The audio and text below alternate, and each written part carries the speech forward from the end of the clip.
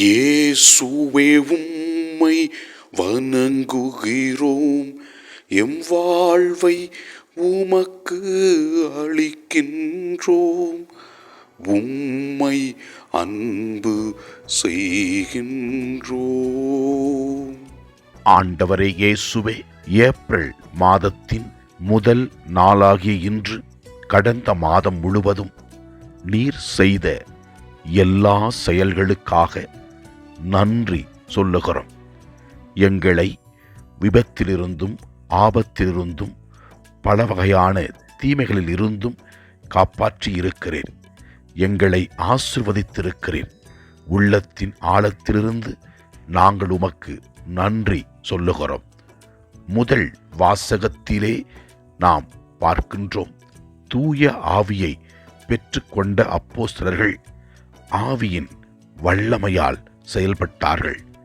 இவ்வாறு வாசிக்கின்றோம். முதல் வாசகத்தில் கடவுள் இயேசுவை உயிர்த்தெழச் செய்தார், இதற்கு நாங்கள் அனைவரும் சாட்சிகள் என்று பேதுரு கூறுகின்றார். இதோ ஆண்டவரின் அருளை பெற்ற அப்போஸ்தலர்கள் உண்மையாகவே ஆண்டவர் உயிர்த்தெழுந்தார் என்பதை உணர்ந்து சாட்சிய வாழ்வு வாழ்ந்தார்கள். நாமும் ஆண்டவர் நமக்காக மரித்து உயிர்த்தெழுந்தார் என்பதை உணர்ந்து இயேசு நமக்கு செய்கிற அற்புதமான செயல்களுக்காக நன்றி சொல்லி நல்வாழ்க்கை வாழ்வோம்.